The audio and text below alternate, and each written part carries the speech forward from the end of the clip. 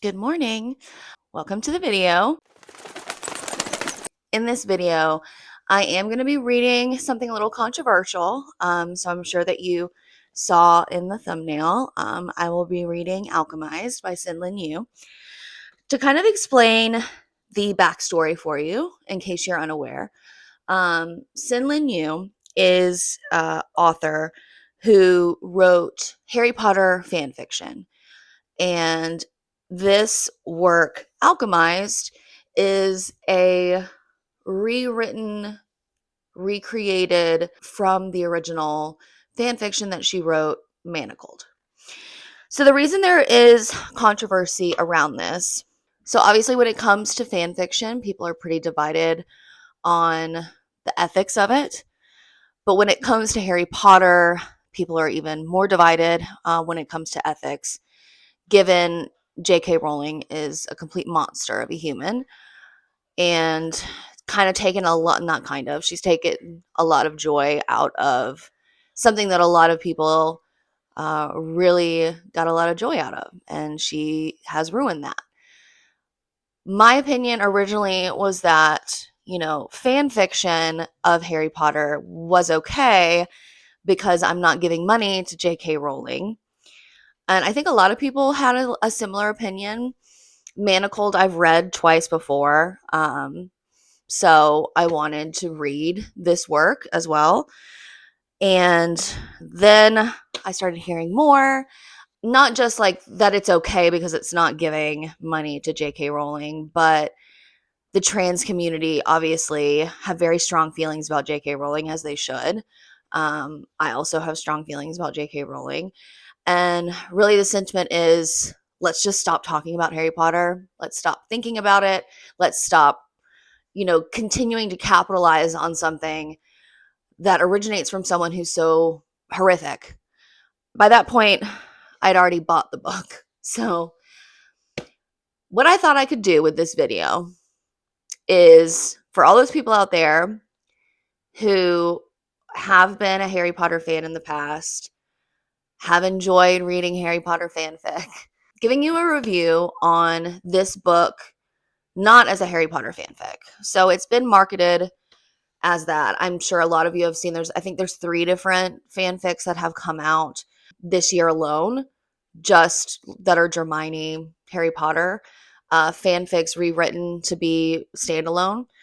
And they have been using that in the marketing quite a bit. So what I want to know is, does this book stand on its own? Do you need to have a frame of reference for this book? Is this a book on its own, or is it just continuing the Harry Potter zeitgeist that we really need to just let go and move on? That's what I'm asking, and that's why I'm going to read the book. So I'm reading it for everyone out there who, like me, hates the fact that we can no longer take enjoyment out of this. I'm reading it for all the people out there who want to know, who are curious, but don't want to support anything Harry Potter related, which I totally agree with. I wish that I wouldn't have bought the book, but I'm going to read it and I'm going to tell you all about it. Let me know what your guys' thoughts are about this whole situation. If you have any, watch me read this book and touch base with you in real time. I'm very curious. Outside of Harry Potter, the original Manacled fiction also drew a lot of inspiration from The Handmaid's Tale. So I'm very curious how they are going to kind of explain that or write that in a different way. So I'll be touching base with y'all consistently. This one's going to be a little bit more of a deep dive. This is not going to be a spoiler-free vlog. This is really for those people who don't want to read the book themselves. I'm going to read it for you, and I'm going to tell you about it. If you have questions, comments, please feel free to leave them down below. I'm curious to see what you guys think about this situation, like I mentioned before. And don't forget to like and subscribe. So I'll see you soon. Bye. Okay, so I am about 50 pages through Alchemized. So I wanted to check in with you guys and give you my initial thoughts, like very initial thoughts. So far Instead of magic, we're talking about like alchemy, which makes sense given that it's called Alchemized. And the way that it's like broken up, or the way that it's explained things so far, is that there was a rebellion. The main female character was a part of that rebellion and they lost. The rebellion was due to the different types of alchemy that are practiced. So like the good guys practice like metal and other types of alchemy, and the bad guys practiced necromancy and vivamancy, which is like, so necromancy is like dealing with the death and the dead. Vivamancy is dealing with the living, so it's like manipulating the living's bodies, whereas necromancy is manipulating the dead's bodies. So the good guys obviously didn't want anyone practicing those types of alchemy, and there ended up being a revolution, and the guilds were a big part of the revolution. They are like the bad guys, and the guilds rose up against the good guys, the metal alchemists and everything. And necromancers appeared, who had been in hiding and joined the guilds. So it was basically like the necromancers and the guilds and the vivisectors, whatever, against the good guys like the metal alchemist and traditional alchemy. The main female character was on like the metal alchemist side. Um, the book starts with her being in stasis. We find out that she's been there for 14 months. So they've taken her alchemy away. We learn pretty early on that the type of alchemy she practices is came out later in life, that she was like a viva. I need to like figure out what it's actually called, but instead of a necromancer, she was a vivamancer. So she could manipulate the living's bodies, which typically is not something the good guys would be cool with, but she was a healer. Um, and because she was like already with them, that they like had accepted her. But at this point, she has very little memories left. Her mind has been um, basically sectioned off, which is very similar to the original piece itself. So she doesn't have a lot of memories of like what she's gone through and what's happened to her. She remembers the end of the war. She remembers the death of the people that she loved. But she doesn't really remember a lot about herself from that period. Um, we've just met the High Reeve. And one thing I'll say, like the description that they have for the High Reeve is very similar to the source material, which I was kind of hoping it wasn't, but you know, we are where we are. The other thing I'll say is I'm not getting any Handmaid's Tale vibes from it so far at all, which is kind of interesting. I was expecting that. But I haven't gotten anything around the Handmaid's Tale, like any inkling of that.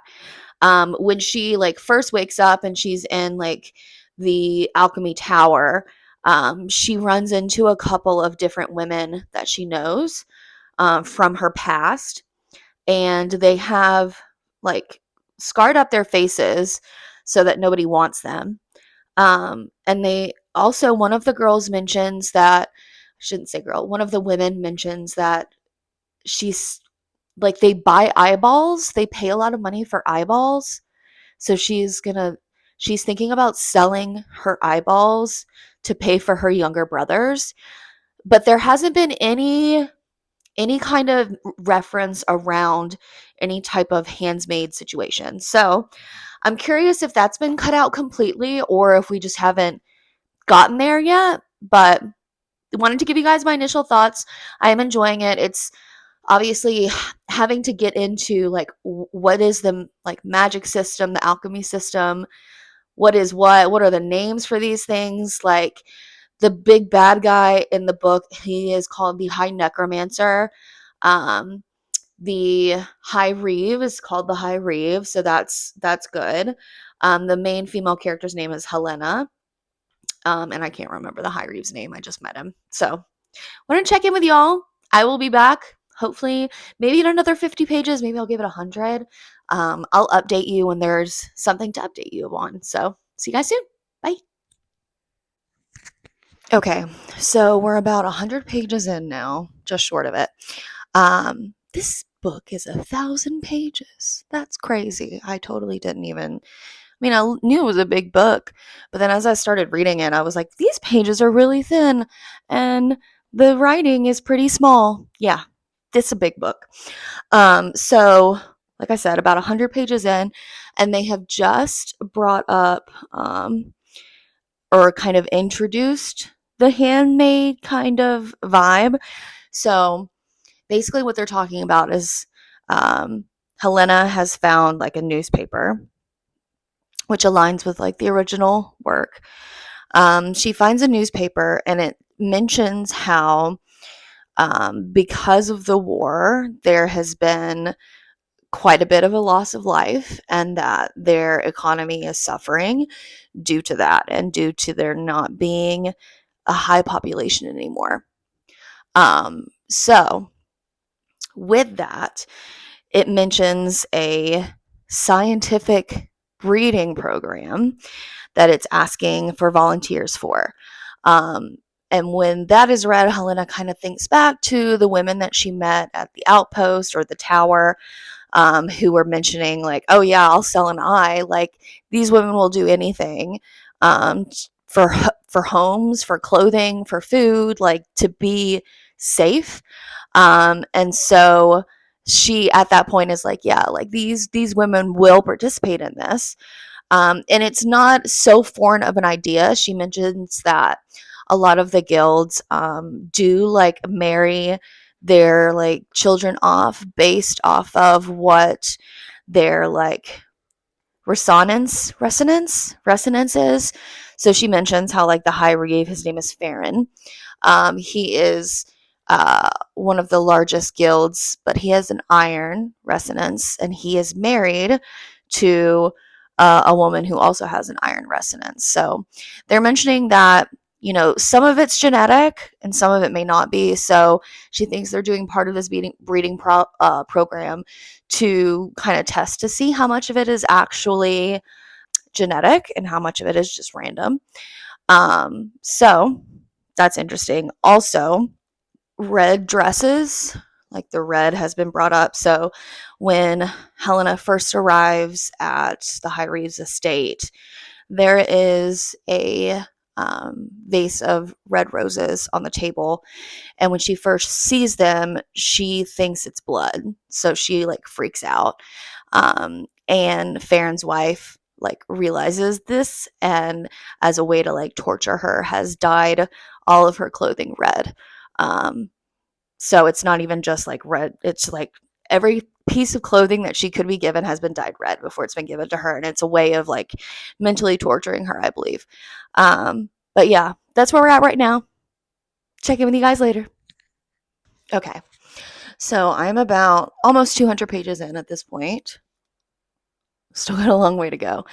I wanted to check in with you because, interestingly enough, at least in my opinion, it seems like the good guys in this series are not like as good, if that makes sense. Sorry, my dog's crazy. So, for example, in the source material, I always like felt like there was like a very clear divide between good and bad, right? And in this, it's not as clear as a divide. Like the good guys, the followers of Soul, um, the traditional alchemists, they are like religious, right? So very driven by religion. They're followers of the main god Soul, and Soul is in Sun, SOL. And they have like a chosen people that are the ruling class. And this whole thing starts tumbling down when the leader, so the current leader who is the main follower of Soul and is almost like godlike is how they kind of treat him, is murdered. And once he's murdered, his son is supposed to be the next one that takes over. His son is 16, and this is when everything like goes to shit basically. but the interesting thing is, like, it when they're talking about the people of soul, like, they're talking about how, like, they don't believe in necromancy or vivomancy. Well, they don't, it's not that they don't believe in it, they think it's cursed practice, which necromancy I could kind of understand. Vivomancy being so closely aligned with, like, life and living, I understand how it's like the coin flip for necromancy, but that it was as equally considered as cursed as necromancy. And the reason, like the folk tale or whatever, that they think necromancy and vivomancy is even a thing is because of the fact that it comes from a cursed womb, um, meaning like women's influence is what makes these gifts of necromancy and vivomancy. So it's very, very obvious, like, that these people of the soul are like, don't believe in that women are, they believe that women are lesser than men. The guilds also believe the same thing. So it's kind of easy to see like how we're getting to where we're getting to. It has also been mentioned that Helena, the main character, is infertile, barren. As a woman who is a vivomancer, she, as soon as they discovered, as soon as her gift made itself known, um, they caused her, they like took away that from her. And it's also very interesting because it seems like there's two very clear lines for women to follow. So, and there's two moons in this like world, which is interesting. Like, so there's the lesser moon, which is Luna, and then there's the larger moon, which is Lemithia or something like that. But basically, where we're at, or where we were when the people of Soul were the main leaders, um, they would allow women who were followers of Lemithia, the greater moon, they would allow them to be warriors or alchemists, or other stuff like that. But if they ever became a mother or were no longer a maiden, they were not allowed to worship her anymore. Lemithia never welcomed non maidens to her altar. So mothers and people who were not maidens were worshippers of Luna, the lesser moon. So interesting lore that we have here. I don't know. I think she's doing a really good job of building this world. So I'll keep you updated. Good morning. So I fear I have not updated you in a minute. um, I'm now on page 400. So I'm about like halfway, not halfway, I'm 40% of the way through the book. But I do want to catch you up to where I am. So if I end up repeating anything, I'll just delete it. But so where we're at, so they have fixed her fertility problem. They did not tell her that they were doing that. One of the bad guy female doctors has been coming in, and she's also a vivomancer. She's been like working on her, trying to figure out like her brain issue, coming in and checking on her brain swelling every time she has like a session with Kane where he's trying to basically recover her memories. So he goes inside her brain to try and recover her memories. She has like a really bad reaction. So this doctor comes in and has been checking on her. In that process, she has also fixed her fertility issue without telling her. So all of a sudden she's like, "Yeah, you're fixed. You're ready to go. I didn't want to tell you because um I didn't want to like speak it into an existence before it was actually done, basically, which like fuck her, obviously. She's just being mean. But so they basically, it's her program, this doctor. It's her like, so sorry. That was super rude of my dog. It's her breeding program. So she has said, like, hey, the main bad guy, the high necromancer, wants you to be in the breeding program because we think you have this really special ability called animancy, which is basically whatever she's done to her brain. It's kind of complicated. I don't know if it's me not understanding it or because I'm reading too fast, or I don't want to blame the author because it could just be me. That happens sometimes with more complicated like lore or magic systems. It like takes me a minute to understand them because I'm wow, Morticia, go lay down. All right, we're gonna try again. She wants to bring her into the breeding program. The high necromancer wants her to be a part of this because of her special abilities. And because Kane, the main bad guy, or like the high reeve, I should say, because Kane is also skilled in this kind of ability, they want them to breed. Surprise, no one's surprised. We all knew this is where this was going. So they have done that. She only did like one cycle and she's pregnant. Shocker. So now she's pregnant, and in her pregnancy, her body is like fighting so hard to try and like take care of this child or grow this child that it's fucking with her stuff that she's got going on in her brain. And she has been very ill, very sick, very weak. Her vision's been going red quite a bit, which is what happens when like her memories start trying to infringe upon her. Um, so she has all of a sudden woken up and remembered everything. And she blacks out, and then we're in part two. Part two is where we're going backwards, and she's remembering everything that's happened. So she's remembering that she was a healer at the hospital.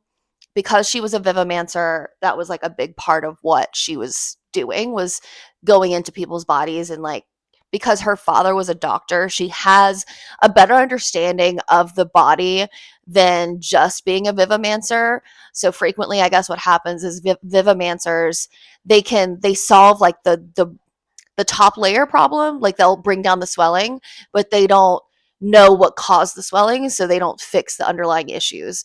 Because of her background, because her father was like a conventional doctor, she's able to know what the underlying issues is, so she can go down and fix those as well as like the upper level stuff. So she's been doing that in the hospital, been going through hell, obviously doing that.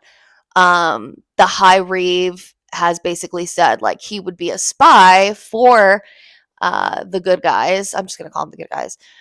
They're gonna be a spy for them, and the only thing he requests is her, like now and after the war. Okay, let's. All right, are you good? Okay, here we are. You just wanted attention, huh? All right, so now we're going to talk to you about part two. So she has started helping, meeting the high reeve on a regular basis. He's been passing information to her. Nothing like sexual has happened with them yet. He did the first meeting, he asked her to kiss him, and she doesn't tell him that she's a vivomancer because it's not like known. So she kisses him and kind of like explores his like physiology, I guess is a good way to explain it. She said that he feels like very different than living people. So he is like one of the undead, which hasn't really explained it. It's basically something like where they are given a piece of the high necromancer's body, bone, and it makes it so that they like are very difficult to kill and their bodies like regenerate. So at one point in one of their meetings, he loses an arm and he like meets her and he is like an arm missing, and it's not growing back because his losing so much blood, and his body is just generating more blood and spending all of its energy doing that as opposed to growing the arm back. And that's when she kind of exposes that she is a vivomancer. She goes in and constricts the blood vessels so they stop trying to just keep generating more blood that just falls out of this like armhole. She constricts the blood vessels and his arm regrows, which is super weird. But yeah, that's where we're at. We're in part two. He has basically he took over a like compound and gave the good guys like all the information about it, and lost all of the like land. It was a huge battle and the bad guys like lost. He was partially blamed, or he was blamed, and he was punished because of it. And she has been trying to help him. Basically, what the High Necromancer did is carved some sort of like rune alchemy symbol into his back, which is supposed to like change who he is. And it's basically that is fighting against the peace inside of him that's keeping him undying. That's what they call him, undying. And so she's been trying to heal him with that. It's basically something that she can't necessarily heal, but she's trying to make it so that he survives it, because evidently all he needs to do is survive this trial or whatever, and the High Necromancer will forgive him. She did have like a necklace that was given to her when she became a healer for the good guys, and it was like a necklace of soul, which is like the god that they all worship, the main one that's like blessed the good guys. And she always talks about how warm it feels around her neck. And for some reason, like she's trying to figure out like how she can use that to like solve and like help his back injury. And in that process, she breaks the sunstone that's on it, and there's like a weird kind of essence inside of it that is like a liquid, and then it's not a liquid. And anyway, she puts it inside of him and like in his chest, and that has been helping his healing, I guess. I don't know, it's confusing, but okay, we're there. Last thing I wanted to mention before I pick back up into reading, I because she's been helping the high, or meeting with the High Reeve, and that's like her main purpose now. The people that she works for have been bringing in like trainee healers, for her to like train, so that basically if something happens to her because of like this High Reeve spying stuff that she's doing, they still have healers, like, yeah, make her feel really valuable. But it's interesting, like all of the healers that they brought in, and they brought in like 5 or 6, I think, they're all been women. And I'm curious as to why that is. Like I wonder if, and then I'm thinking about like the vivomancy itself. Like Cain is a vivomancer. He's a male. And so is like, well, the High Necromancer is a necromancer. I don't think he's a vivomancer as well. And then like the main women, bad girl, bad girl, the main bad female doctor is also a vivomancer. But it's interesting that it's been like mostly women that have that skill. So I don't know if that's important or not, but just thought I would call it out. Okay. I guess I'm going to take my dog out and get back to reading. So I will check in with y'all soon. Bye. Okay. We are back with an update. I am on page 617, so about 60% through the book now. My hair's looking crazy-ish. Couple things I wanted to call out. I am ready for part 2 to be over. I'm ready to be back in the current timeline. My favorite parts of the original fic were in part 3, when we're in the current timeline after she's recovered all of her memories, because it feels like we're finally all on the same page. So I'm very ready to get to that point in the book. One thing I'll say is I really hate Luke, the main good guy. I hate his character. I hate the good guys, period. I think they suck. I hate how this all feels very like a religious war, and it's really making me side with the bad guys, even though they are not good people, like at all. Like, there is no good people in this book. I think that's kind of the point, but part of me hates it because it's not that I believe in a good clear cut good and evil, but I do believe in like pretty black and white morals. And it's just wild to me that these good guys are like as horrific as they are, and like they're constantly lying. They're making the main character Helena like literally just want to kill herself because she doesn't know what else to do and she feels helpless and hopeless.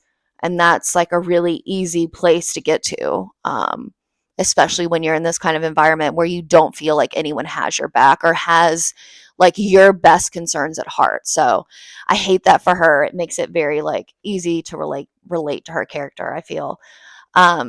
Basically they forced her hand. After all of this lying and everything, she's realized that they want Kane to die from the beginning, and that she was supposed to like help that along, help that happen. Basically supposed to like have him give so much information away that it's obviously him who's the spy, and basically get himself murdered. She wasn't supposed to heal him. She has healed him.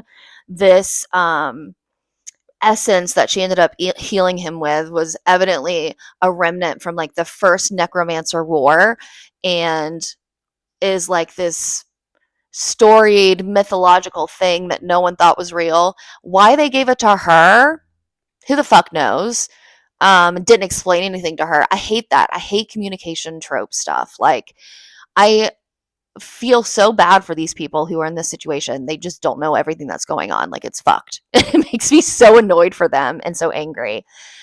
She wasn't supposed to heal him, and basically they wanted him dead, and she's just now realized this, and she's begging for his life because now obviously she has feelings for him. And the main woman that she's like reports to, um, she has given her a month to basically have him beg, which is fuck you. Like, I don't know. I just hate that. I think that's so gross. Regardless of who this person is. Like, I think that's so gross. But so she's like manipulated him into having sex with her. Um, and he's realized that he cares about her and that he doesn't want anything to happen to her. So he can't die like he was planning on, because if he dies, then what's going to happen to her? Because obviously no one cares about her. No one's like putting her interest before theirs. So now he is like stuck having to stick around to help make sure that she's taken care of because no one else is going to do it. So it's really frustrating for them. Like, I hate the situation that they're in. One like negative I'll say so far is like it is relying on, from the like original fic, I feel like it's kind of relying too heavily on the previous relationships that I've built out. That's the biggest negative that I would say for this being an independent work on its own so far. For example, it's trying to make you feel things with these interconnected relationships between Luke and Helena, and Soren and Lila, and like it's these four people and you know who they're supposed to be, and she hasn't done any of the work of building out and fleshing out their relationships. So when things happen in the book, you almost feel like an echo of a feeling. Like, it feels like, okay, well, I feel like I should feel this way about this, but I can't because, or I'm not able to because she hasn't fleshed it out enough.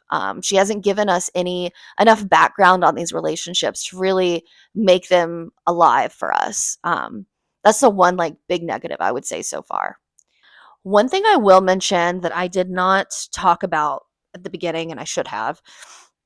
So the manacles in the book are, they're not even, they're, so like in the original fic, they were like bracelets, that were around someone's wrist. Obviously, that's what a bracelet is. In this, it is like a rod that is driven through their wrist, like through the bone, through the nerve, through the tendons, completely through their wrist. And is then there's like a bracelet that's put around it to protect that rod. But the rod is driven all the way through their wrist. I think that's different than the fic. I can't remember, and I'm not going to go back and look at it now. I don't even think I can. But that's fucked. Like, that's pretty gruesome. Okay. I'm going to get back to reading because I really want to get to part 3. Hello. So I fear that I stayed up super late last night and finished the book. So I'm going to basically catch y'all up on everything I read. Where we left off before is Luke had been captured. Helena had basically saved Lila, healed her with her Vivimancy skills. And basically what happens next is Soren convinces Helena to go with them for the rescue of Luke. So she does, and it is a absolute shit show. They basically have like set up a trap. She rescues. They eventually like get to Luke. They rescue him. They've been doing some sort of experimentation on him. They have him like flayed open so that his organs are exposed, and his organs are like necrotic. Helena like heals him to the point where they can get him out. She and the rest of the crew like get him out. They are ambushed in the tunnels trying to get back to the Institute. And Soren, before they had left for the rescue mission, Soren had asked her, basically said like if she needed to, like he wanted her to bring him back to life if he died, like, in order to save Luke. He basically was like, whatever needs to happen, like I'm telling you, you have my permission. So of course he ends up dying in the tunnel. She brings him back, and from there he basically like fights to the death a second time to get them out. Kane ends up coming and rescuing them because they are in so much into shit. Um, Gets them all back to the Institute. Luke like wakes up and will not let Helena anywhere near him. He basically throws her away when she tries to like go and heal him, like help him. He's running these fevers. He doesn't want to be anywhere near her, and he blames the fact that she brought Soren back from the dead as to why, he doesn't want anything to do with her. She betrayed him. She didn't believe in him, blah, blah, blah. Like he's some kind of god or something. I don't I don't like that aspect of the book at all. Eventually, like, we are, Helena's just like working. Her and Kane like fall in love. They're in each other, like literally. Um, she's meeting up with him all the time, once a week. He has like a flying wolf chimera kind of thing that he'll come and pick her up and take her, I guess, to like his house, whatever. And they hang out, and she's like they're he's still getting orders from Crowther and like what he needs to do, and basically they're holding like Helena's safety over him, to keep him in line and keep him doing what they want him to do. This whole time, like Luke is refusing to talk to Helena, like wants nothing to do with her, etc. Lila becomes pregnant and asks Helena to like help her hide it. So Lila is like sequestered, quarantined. No one knows that Lila's pregnant. We basically tell everyone that Lila, has some sort of like contagious disease or something like that. Luke continues to be a huge asshole. And then we get to the point where Helena is sent to the front lines to work in a field hospital. It gets bombed. She gets injured. Kane has to rescue her. He keeps her for like a month until she's recovered, and then tells her like, hey, you're not allowed to go anywhere. So she doesn't. She stays where she's supposed to stay because he told her to. And then we get to the point where Helena realizes what is going on with Luke. So she finally puts 2 and 2 together. She's seen Luke like smoking opium. She's seen like this other healer, because he won't let her anywhere near him. This other healer has been giving him like large doses of like stuff that she should not be giving him. So Helena finally figures out like he's been getting brain fevers and realizes that he is been taken over by the bad guy, the high necromancer. So she goes after Luke, and they're at this like battle. So she goes to where he should be and is trying to find him because she's figured out like this is not Luke. This has been taken over. And then when she goes to where he is, all of a sudden the Institute has fallen. They've been betrayed. Everything is fucking crazy. She corners Luke, and he like comes out obviously as like not being Luke. So she like tries to save him with her vivimancy. She succeeds, but in the process she ends up like Luke dies because he's been inhabited for so long at this point. Like I can't remember how long it's been. It's been like a few months or something. But basically the high necromancer's soul has been like taken over his body and pushed him to the side. And all this drugging that's been going on has been like drugging actually Luke and not the soul of the high necromancer. So it's actually helped him that he's been drugged so much. So basically, her trying to save him, she kills him. The Institute falls. This is when shit goes obviously off the fucking rails. Everything's horrific. Kane like finds her and saves her, and she makes him promise to save Lila. So she asks him to go to the Institute to get her. In that process, Kane basically exposes himself because he has to go to the hospital. The experimental hospital is where Lila is. So he has to go there and get her, and he exposes himself in the process with like the visitor logs. And there's no way he doesn't have time to figure out another way to get in there and get her out. So Helena kind of tricks him, convinces him to go take Lila to safety while she does something else. And as soon as he leaves, she goes to the hospital to bomb it so that they basically doesn't expose Kane. In that process, she is captured. And basically at this point, like we kind of catch up to like where she's put into like the basically where she was stored was like a tank for like the necromancers as like a spare body. That's where they have stored her, and that's where she was at the beginning, where she woke up. So we get all caught up. Now we're in part 3. And part 3 just like really didn't do it for me as much as I wanted it to. So basically like part 3, like she knows what's going on. She's trying to reconcile the Kane that she knew before with this new Kane, which is obviously super complicated because there was this whole relationship, this whole history that she had forgotten. And so she has all these negative memories attached to him now that she's having to like rewrite over. Kane's number one issue or number one mission is to try and get her out, which he eventually, they have like this whole plan, and Kane's father comes back, and Kane's father is crazy, and Kane's father kills Kane's wife because Kane's wife is a cunt.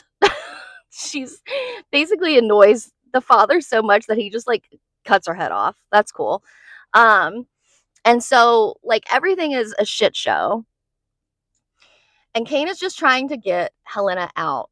He has basically said, like, I am going to sacrifice myself, like, to get you out. You promised, like, you've broken so many promises. I just want you to be safe. I don't think I'm ever going to get out of this. The whole time, Helena is trying to, like, research and figure out how she can get Kane out of the situation because the way that he's, like, an undying, there's, like, a part of the high necromancer that's inside his body.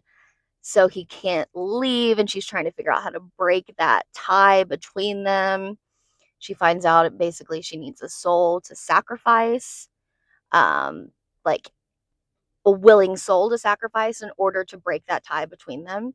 And she lets that slip to his father, and then like this is like the culmination. Like shit is going down. Everything is hell is breaking loose. She needs to get out right now. Kane's just trying to get her out. She's trying to save Kane. His father knows that she needs a willing soul, and so he sacrifices himself for his son. And we get Kane out. We get Kane to Lila.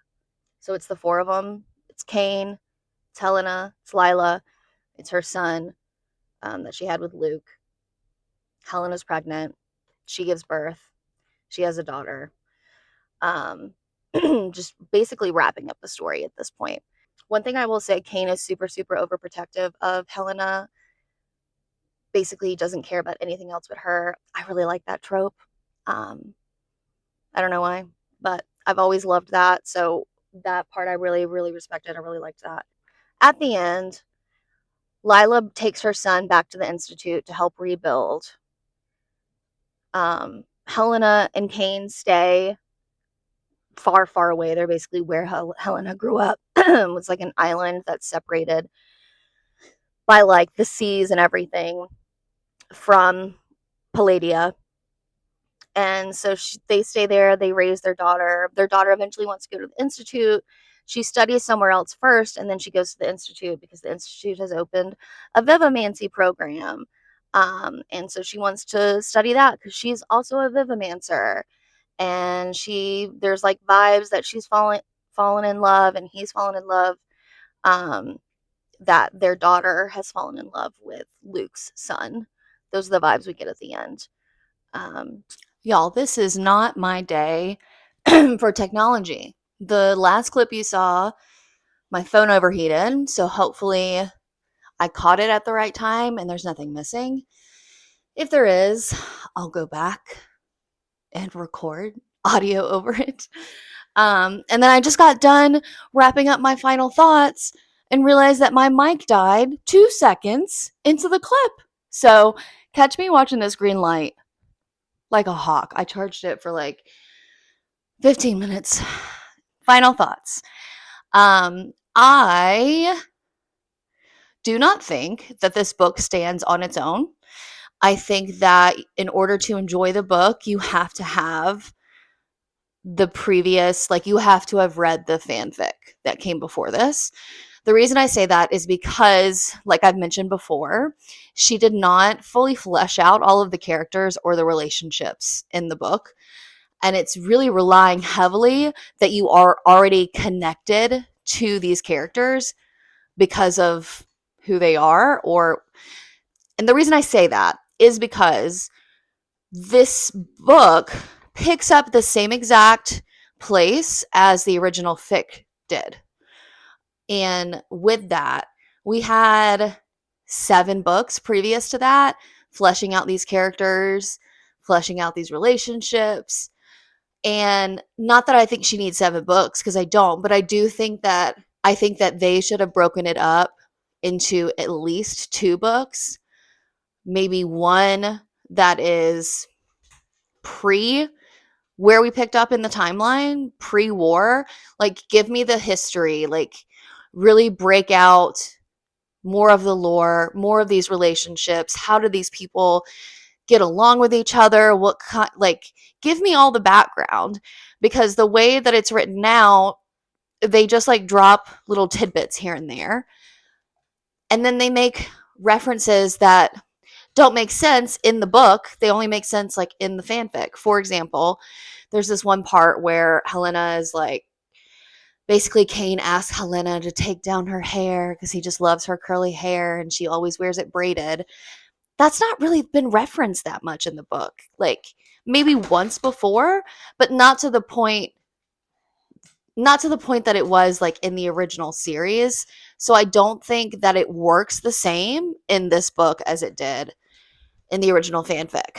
So, all in all, I will read another piece of work that this author puts out. I don't dislike their writing. I think that, I don't know if they were pushed by the publisher to like keep the same timeline. I don't know if that was a choice they made. I don't want to make any assumptions.